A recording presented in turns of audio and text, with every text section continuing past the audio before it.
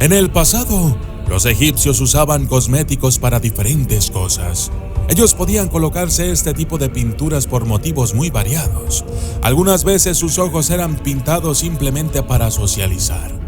Otras veces, cuando una persona moría, debía ser maquillada de manera elegante. Pero también se usaba para cosas tan simples como opacar la luz del sol que entraba en los ojos de los trabajadores que laboraban bajo el sol. También usaban aceites y grasas para el cabello. No obstante, y muy parecido a como lo manejamos hoy en día, la calidad del producto definía el estatus social de las personas. Un maquillaje caro y elaborado solo podía ser usado por la clase alta, mientras que los más baratos y comunes eran usados por la clase baja.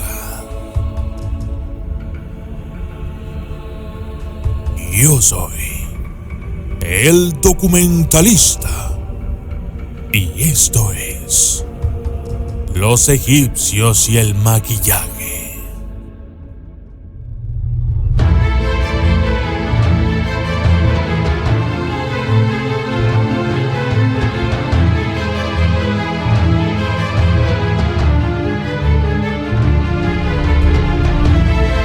Cerca del valle egipcio de los reyes y las reinas, en el lado occidental del río Nilo, se encuentran las ruinas de Deir el-Medina. El laberinto de los muros de piedra a la altura de la cintura y artefactos destrozados pertenecía a una aldea de obreros que trabajaban en las tumbas subterráneas de los faraones y reinas del Nuevo Reino, incluido Tutankamón. Desde aproximadamente el año 1525 hasta el 1075 a.C., el gobierno real proveyó a estos reclutas con todas sus necesidades básicas como carne, granos y vegetales, a cambio del sudor de sus cejas. A medida que las décadas dieron paso a los siglos, Deir el-Medina se convirtió en una comunidad robusta, con su propio gobierno de aldea y sus propias industrias artesanales. Luego, durante el reinado de Ramsés III, los residentes de Deir el-Medina organizaron lo que podría considerarse la primera huelga de trabajadores de la historia. Su grano, suministrado por el gobierno, no había llegado como estaba previsto, y para empeorar las cosas, las autoridades también habían retenido un cargamento de aceites y cosméticos. Los trabajadores consideraron que el bálsamo grasoso era esencial para su bienestar, y sin él, dejaron de trabajar y exigieron la intervención del gobierno. Los aceites y las grasas animales protegían la piel de los egipcios del calor y la luz del sol del delta del río Nilo y calmaban sus músculos doloridos. Los empleadores comúnmente los incluían como parte de la compensación del trabajador, a veces perfumadas o comprimidas en lociones espesas.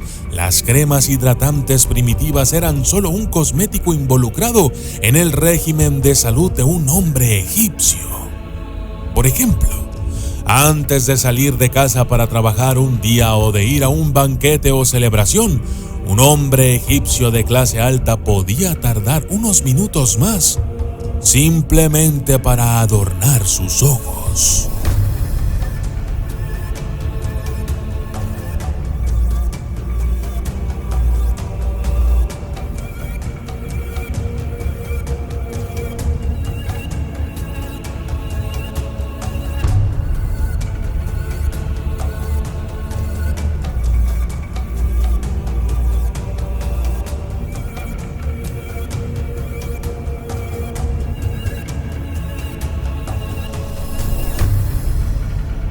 Al igual que los ojos del rey Tut, el revestimiento de color negro que se extendía más allá de los párpados hasta las sienes estaba de moda durante el Nuevo Reino.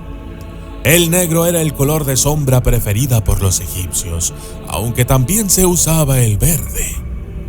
Para aplicar sus pinturas, los egipcios podrían usar un pedazo de madera o hueso aplanado y alisado para barrer el mineral.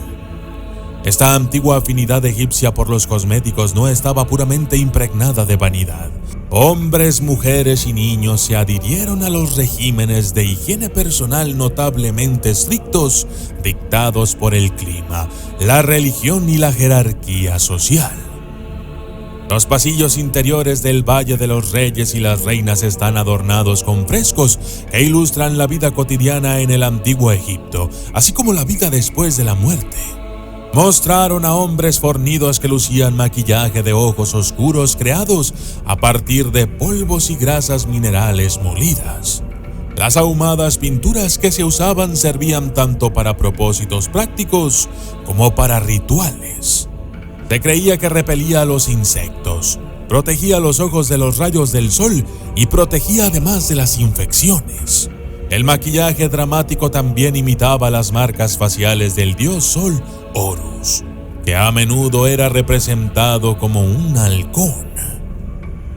Los antiguos egipcios también prestaban mucha atención al vello facial y corporal, como lo demostraban los peluqueros representados en sus obras de arte. En el caso de los hombres, solo se les permitía dejar de afeitarse o cortarse la barba durante el luto. Los sacerdotes varones se arrancaban todo el vello del cuerpo, incluyendo las cejas y las pestañas, para santificarse.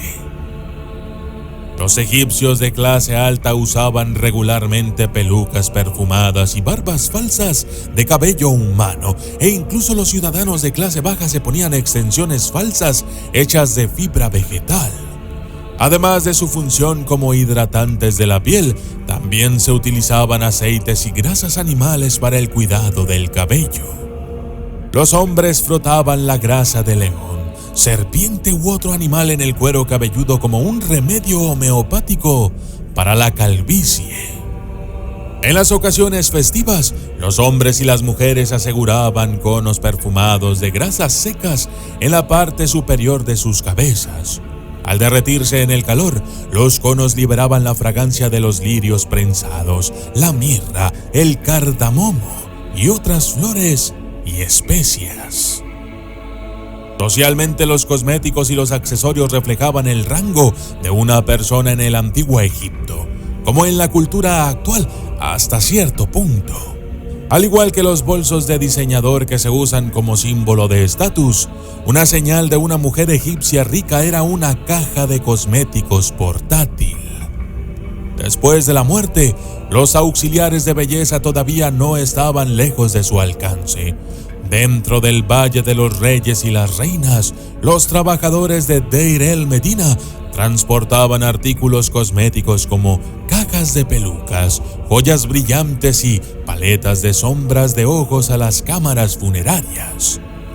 Los artesanos de alto rango en aldea también pueden haber sido enterrados con comodidades similares, ya que incluso en la otra vida, tanto hombres como mujeres del antiguo Egipto necesitaban arreglarse.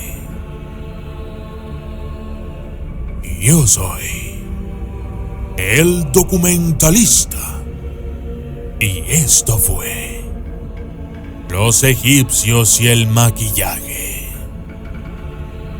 Gracias y hasta la próxima.